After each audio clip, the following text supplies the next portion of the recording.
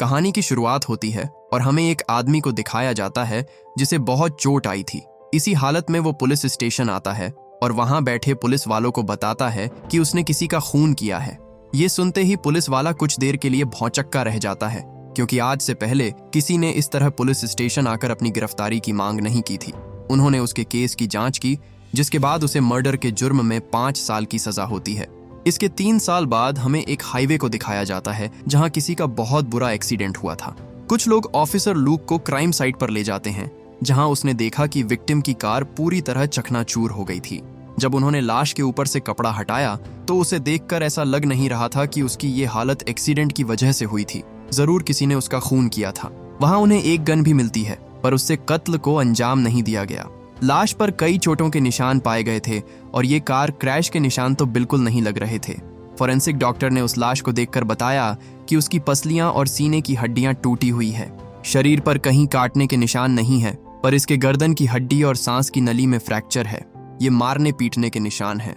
जिस किसी ने भी उसका कत्ल किया है वो अच्छे से जानता है कि शरीर के किस हिस्से पर हमला करने से इंसान की मौत हो सकती है। उन्हें वहां एक स्टैंप भी मिलता है जो कातिल निशानी के तौर पर वहां छोड़ गया था। इसके बाद हम जैक को देखते हैं, जो अभी तक जेल में अपनी सजा काट रहा है। उनकी जेल में एक नया कैदी आया था जिससे जैक की बहुत बनती थी, पर जेल के बाकी कैदी उसे पसंद नहीं करते थे।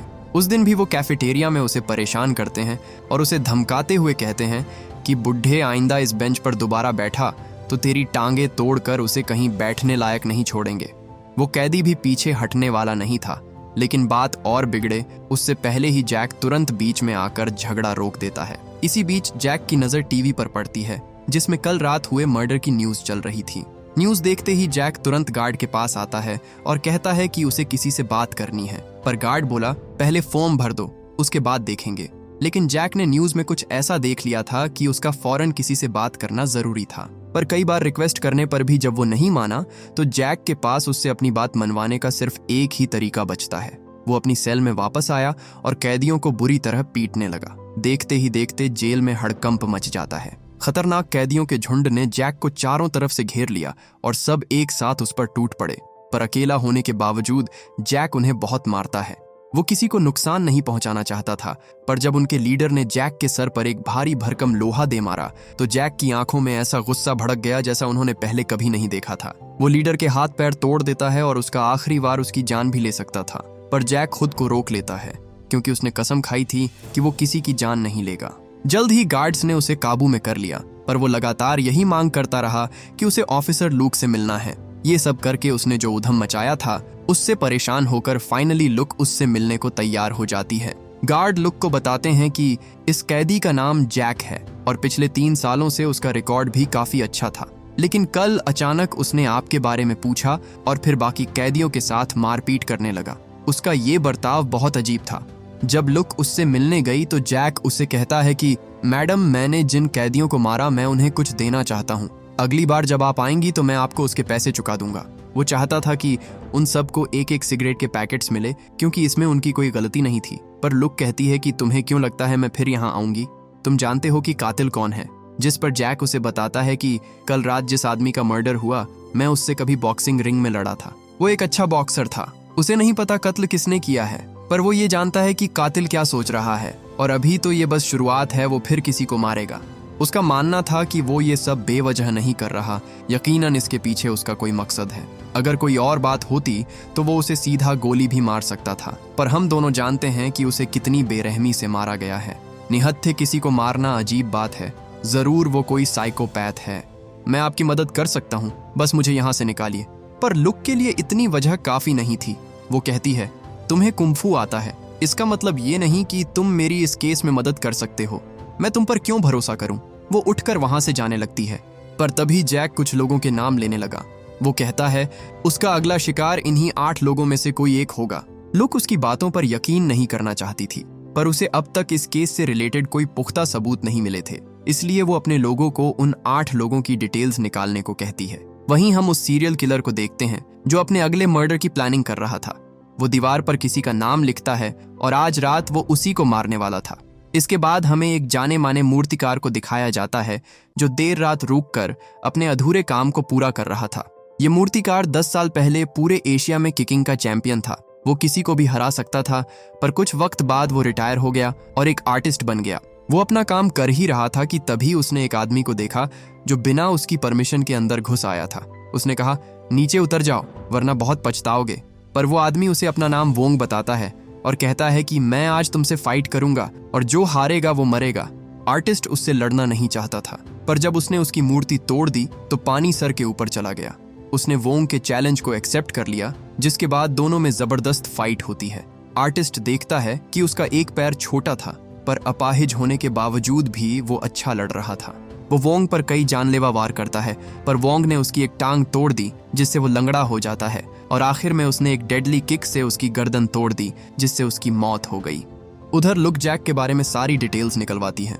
पता चला कि 3 साल पहले उसका एक मार्शल आर्ट्स स्कूल था, यहाँ तक कि उसने पुलिस वालों को भी मार्शल आर्ट्स सिखाया था। पर एक दिन उसके हाथों एक कत्ल हो गया और उसे 5 साल की सजा हुई। वो उसके बारे में और जान पाती कि तभी उसे पता चला कि शहर में एक और मर्डर हुआ है। जैक का अंदाजा एकदम सही था। मरने वाला शख्स उन्हीं 8 लोगों में से था जिनके उसने नाम लिए थे। वो तुरंत जैक से मिलने जाती है और उसे बताती है कि एक और की मौत हो गई है, पर जैक इसके बारे में पहले से जानता था। वो ये भी जानता था कि उसकी मौत जानलेवा किक की वजह से हुई है। लुक पूछती है, लेकिन तुम्हें ये सब कैसे पता? जिस पर जैक ने उसे बताया कि उसकी किक बहुत मशहूर थी, उसका कत्ल किक मार कर किया गया। पहले वाला एक अच्छा बॉक्सर था, मुक्के मार मार कर उसका कत्ल किया गया। आगे की जानकारी वो तब तक उसे नहीं बताने वाला था जब तक वो उसे जेल से नहीं निकालती। इतनी कोशिशों के बाद भी अभी तक उन्हें कत्ल की वजह पता नहीं चल पाई थी। ये केस उसके हाथ से चला ना जाए, इसलिए लुक सिफारिश करके उसे जेल से रिहा करवा देती है। उसे एक टेम्परेरी पास दिया जाता है और एक सेल फोन जिसे उसे हर दिन चालू रखना था। जैक कहता है, मर्डर के सीक्वेंस को देखकर पता चलता है कि कातिल मार्शल आर्ट्स अच्छी तरह जानता है। उसके शिकार हर तरह के माहिर खिलाड़ी हैं, तो हो सकता है कि उसका अगला शिकार भी उन्हीं में से कोई एक हो। वो उन्हें मोंगकॉक शहर चलने को कहता है, क्योंकि हो ना हो पर कातिल वहां जरूर जाएगा। उधर हम उस सीरियल किलर को देखते हैं जो दीवार पर अपने अगले शिकार का नाम लिखता है। इसके बाद वो एक और माहिर खिलाड़ी के पास जाता है जो ग्रैपलिंग का एक्सपर्ट माना जाता था, पर वोंग उसे भी आसानी से मार डालता है। जब तक जैक वहां पहुंचा तब तक बहुत देर हो चुकी थी। उसकी लाश को देखकर जैक अंदाजा लगाता है कि उसे कैसे मारा गया होगा। लाश की हालत देखकर साफ था कि हत्यारे ने उसे मारने के लिए खतरनाक ग्रेपलिंग टेक्निक का यूज किया था। वो केस को इन्वेस्टिगेट कर ही रहे थे कि तभी जैक की नजर वोंग पर पड़ी जो वहीं खड़ा उन्हें देख रहा था। जैक तुरंत उसका पीछा करता है, पर वो बिजली जितना तेज था। एक लंबी छलांग लगाकर वो दूसरी बिल्डिंग पर कूद गया, पर जैक ऐसा नहीं कर पाता। वोंग सीधा उसकी आंखों में देखता है, जैसे कि उसे चैलेंज दे रहा हो, तुम मुझे नहीं पकड़ सकता। इसके बाद जैक अपने घर लौटता है। उसे देखते ही उसकी वाइफ सिन उसे जोर से थप्पड़ मारती है, पर जैक उसकी नाराजगी समझता था, इसलिए वो बिल्कुल भी गुस्सा नहीं होता और उसे गले लगा लेता है। जैक अपने पिता से भी माफी मांगता है, जिनकी बात उसने नहीं मानी थी। उसे लगता था कि दूसरे क्लब को हराकर उसका नाम हो जाएगा, पर वो गलत था। उसके हाथ से किसी की मौत हो गई और सब बर्बाद हो गया। सिन उसके हाथ में एक धागा बांधती है जो उसे खुद पर काबू पाने में मदद करता। जैक जब घर के काम में सिन की मदद कर रहा था, तभी उसे एक बॉक्स में वही स्टैंप मिलता है जो किलर खून करने के बाद लाश के पास छोड़ जाता था। उसने सिन से पूछा, ये तुम्हें कहाँ से मिला? जिस पर सिन उसे बताती है कि 3 महीने पहले यहाँ एक आदमी आया था, उसने मुझे ये तुम्हें देने को कहा था। जैक समझ जाता है कि खतरा उस पर भी मंडरा रहा है, उसे जल्द से जल्द उस खूनी को पकड़ना होगा। अगले दिन वो एक आदमी के पास जाता है जिन्हें उस स्टैंप के बारे में जानकारी थी। वो बताते हैं कई 100 साल पहले ये स्टैंप उन फाइटर्स को दिया जाता था जो लड़ाई में हार जाते थे। वो केस के बारे में डिस्कस कर ही रहे थे कि तभी वहां बैठा एक बूढ़ा आदमी उनकी बातें सुन लेता है। वो बोला, मैं जानता हूं उस आदमी को। 6 साल पहले उसने मुझे भी चुनौती दी थी और मुझे हराने के बाद उसने मुझे बिल्कुल ऐसा ही स्टैंप दिया था। उनसे जैक को पता चला कि वो यहीं पास में ही रहता है, जिसके बाद पूरी पुलिस फोर्स उसके एड्रेस पर सर्च ऑपरेशन चालू कर देती है। घर की मालकिन से पता चलता है कि वोंग अपनी बीमार पत्नी के साथ यहीं रहता था, पर कई महीने पहले वो एडवांस किराया देकर यहाँ से चला गया। कमरे में पड़ी चीजों को देखकर जैक समझ जाता है कि वो यहाँ कितनी ब्रूटल ट्रेनिंग करता था। मकान मालकिन ने बताया कि वो हर रोज अपने चेहरे पर कोई सफेद चीज रगड़ता था, जिससे उसके चेहरे से खून निकलने लगता था। जैक बोला, ये बहुत ही पुराना तरीका है जिसमें नमक का इस्तेमाल होता है। चमड़ी को और सख्त करने के लिए उस पर नमक रगड़ा जाता है ताकि वो मार सह सके। उन्हें दीवार पर कुछ नोट्स मिले जिससे पता चला कि वो नंबर 1 बनना चाहता है। और यही वजह है कि वो सबसे बेहतरीन कुंफू मास्टर्स को मार रहा था। उन्हें कातिल का पता चल गया था, अब बस उसे ढूंढना था। जैक कहता है कि मुझे वापस जाना होगा। रिहा करने के बदले में उन्होंने यही शर्त रखी थी, पर काफी सोचने के बाद लुक उसकी वाइफ को भी साथ चलने को कहती है, क्योंकि यहाँ उसकी जान को खतरा हो सकता था। जैक कहता है कि उसका अगला शिकार एक ऐसा शख्स है जो हथियार चलाने में माहिर हो। इससे पहले वोंग उस तक पहुंचे, वो लोग उसके पास पहुंच जाते हैं। तलवार चलाने में माहिर वो शख्स अब एक रेस्टोरेंट चलाता था। जैक को पता चला कि कई साल पहले उनका एक एक्सीडेंट हुआ था, जिसके बाद डॉक्टर्स ने उसके हाथ में मेटल रोड फिट कर दी। जैक तुरंत समझ गया कि वो गलत आदमी के पास आए हैं, क्योंकि वोंग कभी कमजोर से नहीं लड़ेगा। वो सोच ही रहा था कि तभी उसे याद आया कि उनका एक स्टूडेंट हांगकांग में एक्शन स्टार है और उसे उन्होंने ही ट्रेन किया था। वहीं हांगकांग में हम एक फिल्म के सेट को देखते हैं, जहां एक एक्शन फिल्म की शूटिंग चल रही थी। एक्शन स्टार लुई फैन अपना स्टंट करने ही वाला था कि तभी वहां वोंग आकर खड़ा हो जाता है। कुछ लोगों ने उसे वहां से हटाने की कोशिश की, पर वोंग उनके अंदर असली की तलवार घुसा देता है। वो बोला, ये कोई फिल्मी फाइट नहीं है, चलो निकलो यहाँ से। जिसके बाद फिल्म का पूरा क्रू वहां से भाग जाता है।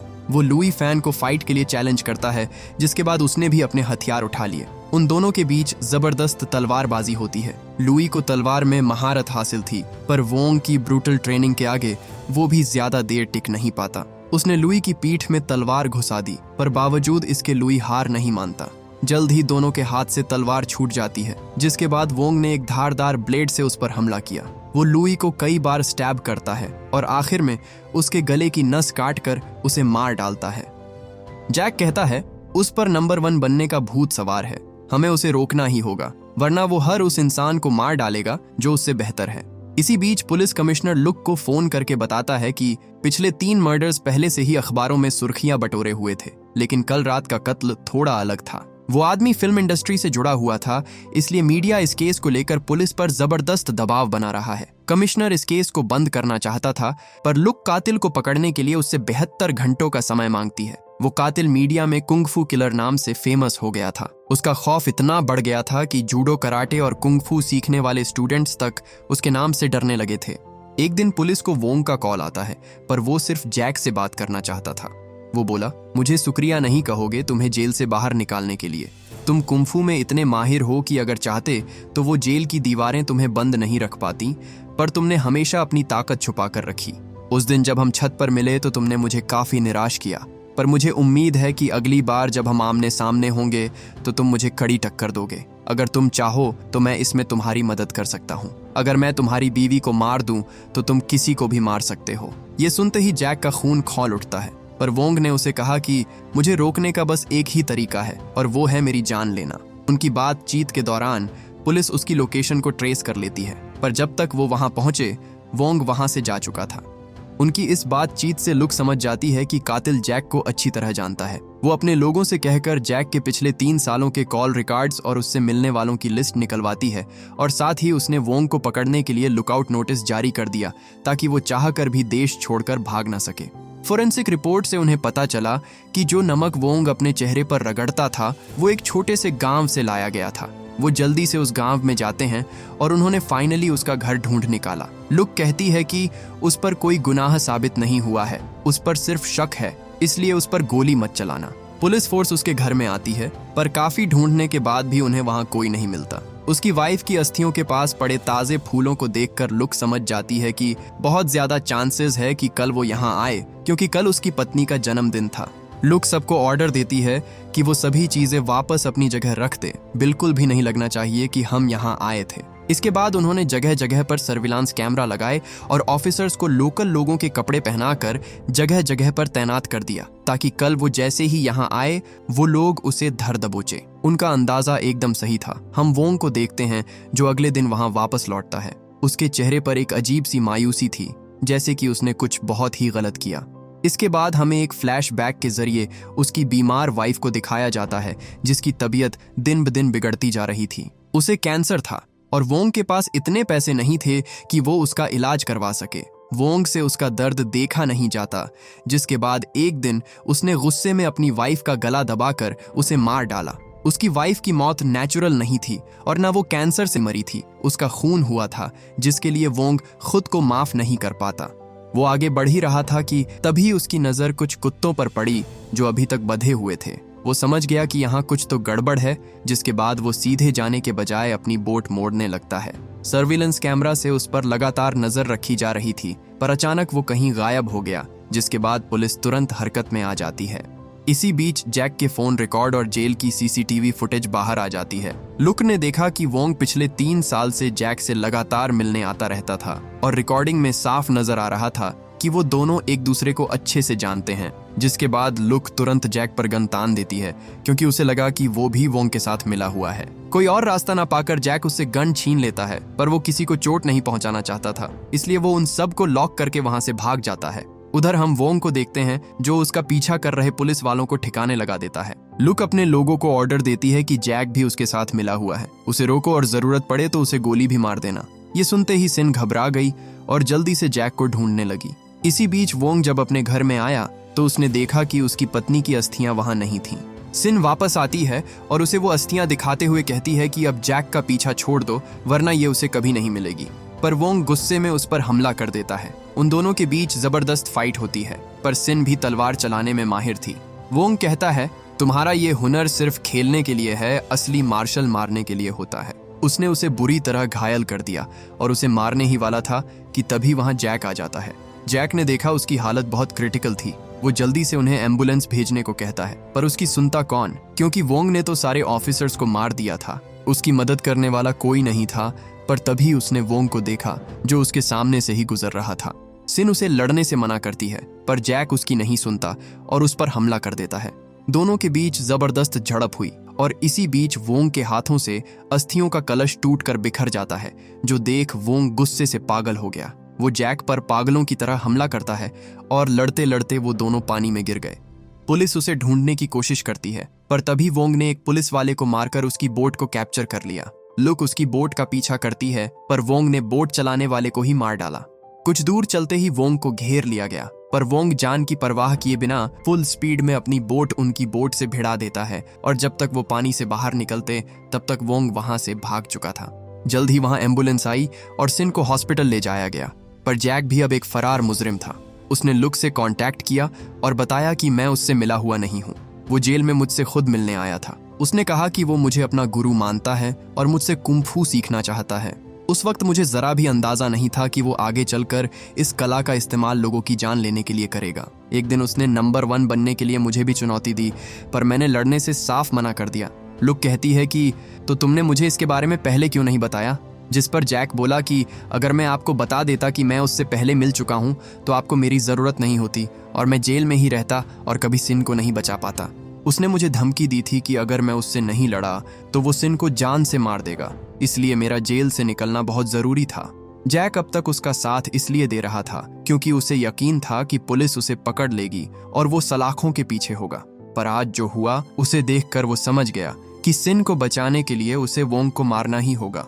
लुक ने उसे रोकने की कोशिश की, पर जैक ने अपना मन बना लिया, जिसके बाद वो वहां से चला गया। जल्द ही वहां कमिश्नर आता है और लू को बताता है कि उसके सीनियर्स ने हम दोनों को इस केस से हटा दिया है।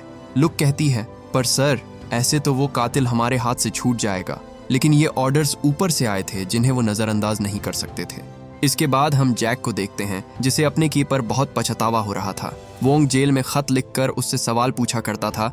उसे यकीन ही नहीं होता कि उसने एक कातिल को ट्रेनिंग देकर उसकी मदद की। उसे लगने लगा कि वोंग सही है, मार्शल आर्ट्स जान लेने के लिए होता है। जेल से निकलते ही अगर उसने उसे मार दिया होता तो वो आज सिन को चोट ना पहुंचा पाता। वहीं हम लुक को देखते हैं, जो निकाले जाने के बाद भी उस केस पर काम कर रही थी। वो वोंग के घर पर आती है और किसी क्लू की तलाश करने लगती है, पर तभी उसे एक सीक्रेट डोर के पीछे कुछ लोगों के नाम लिखे हुए मिले। उनमें से ज्यादातर लोगों को वोंग मार चुका था, लेकिन एक नाम अभी भी बचा हुआ था। लुक जल्दी से उस आदमी के बारे में पता करती है और उसके पास जाने लगती है। वहीं हम वोंग को देखते हैं, जो उस तक पहुंच चुका था। उसका ये शिकार कुंफू छोड़कर एक मामूली ट्रक ड्राइवर की जॉब करता था। वोंग उसकी ट्रक का पीछा करता है और उसके सामने आकर खड़ा हो जाता है, पर उसके आगे जो हुआ उसे उसकी बिल्कुल भी उम्मीद नहीं थी। ट्रक से जैक बाहर आता है, जिसने उस आदमी को पहले ही खतरे के बारे में आगाह कर दिया था। वोंग बोला, मुझे देखकर तुम भागे नहीं, इसका मतलब तुम लड़ने के लिए तैयार हो। मैं तुम्हारा यही रूप तो देखना चाहता था। दोनों एक दूसरे के सामने आकर खड़े हो जाते हैं और वोंग के हाथों की चमड़ी देखकर साफ पता चल रहा था कि ये लड़ाई आसान नहीं होने वाली थी।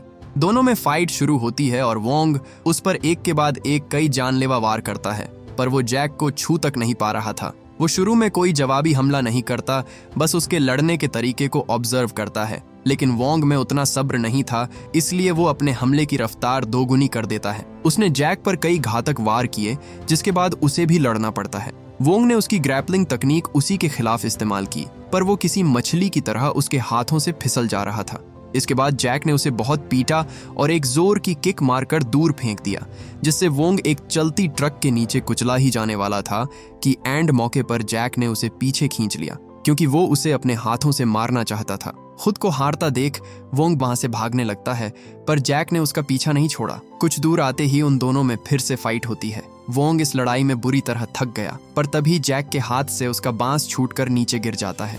दोनों रोड के दूसरी ओर खड़े थे और उनके बीच से कई गाड़ियां गुजरती हैं, जिससे वोंग को आराम करने का मौका मिल गया, जो जैक के लिए सही नहीं था। रोड क्लियर होते ही वोंग निहत्थे जैक को उसका बांस वापस कर देता है, जिसके बाद उन्होंने फिर से लड़ना शुरू किया। वोंग को सारी टेक्निक्स उसी ने सिखाई थी, इसलिए वोंग उसे इतनी आसानी से नहीं मार पा रहा था जितना कि उसने अपने बाकी अपोनेंट्स को मारा था। लड़ते लड़ते वो थक जाता है और इसी मौके का फायदा उठाकर जैक ने उसे एक जोर की लात मारी। इसके बाद वो अपने दोनों हाथों से उसकी खोपड़ी पर मारता है, जिससे वोंग एकदम से सुन्न पड़ गया। पर वो बस यही नहीं रुकता, वो वोंग को पागलों की तरह लगातार पीटता रहता है और आखिर में एक घातक पंच से उसे जमीन पर ढेर कर देता है। जैक उसे मारने ही वाला था कि तभी वोंग ने रहम की भीख मांगते हुए हार मान लेता है। वो बोला, जरा देखो अपने आप को, इसी जैक को तो देखने का मैं इंतजार कर रहा था, आ जाओ मार डालो मुझे। जैक उस धागे को देखता है जो सिन ने उसे खुद पर काबू करने के लिए पहनाया था, पर अब उस पर खून लगा देख उसे खुद से नफरत होने लगती है। जैक ने उसे मारने से मना कर दिया। वोंग मौका पाकर वहां से भागने की कोशिश करता है, पर जैक ने उसकी टांग पकड़कर उसे नीचे गिरा दिया। दोनों अब रोड के बीचों बीच पड़े हुए थे। उनके ऊपर से कई गाड़ियां जाती हैं और इसी का फायदा उठाकर वोंग ने उस पर हमला कर दिया। वो जैक को अपने साथ लेकर मरना चाहता था, पर जैक ने उसे उठाकर दूर फेंक दिया। जैक उन गाड़ियों से बचने की कोशिश करता है, पर तभी वो एक ट्रक से टकरा गया जो उसे घसीटते हुए बहुत दूर ले गया। वोंग उसके पास आया और कहा, मेरे अब तक के अपोनेंट में तुम सबसे ताकतवर हो, लेकिन तुम शायद भूल गए कि मार्शल आर्ट्स सिर्फ जान लेने के लिए होता है। उसे मारने से पहले वोंग उसे भी वो स्टैंप देता है जो वो बाकियों को दिया करता था। जैक समझ चुका था कि उसका अंत तय है, पर जब उसने अपनी आंख खोली तो वोंग को अपने बगल में मरा हुआ पाया। दरअसल जब वोंग उसे मारने वाला था तभी वहां लुक आ गई थी। उसने वोंग को सरेंडर करने को कहा, पर जब वो नहीं माना और उस पर हमला करने की कोशिश की तो लुक को मजबूरन उसे गोली मारनी पड़ी। इसके 3 महीने बाद हम जैक को देखते हैं, जो अब पूरी तरह से ठीक हो चुका था। उसने जो किया वो जानकर जेल के कैदी भी अब उसकी रिस्पेक्ट करने लगे थे। लुक उससे मिलने आती है और बताती है कि हमने तुम्हारे केस की फिर से जांच करने के लिए अदालत में अर्जी डाली है, तुम जल्द ही रिहा हो जाओगे।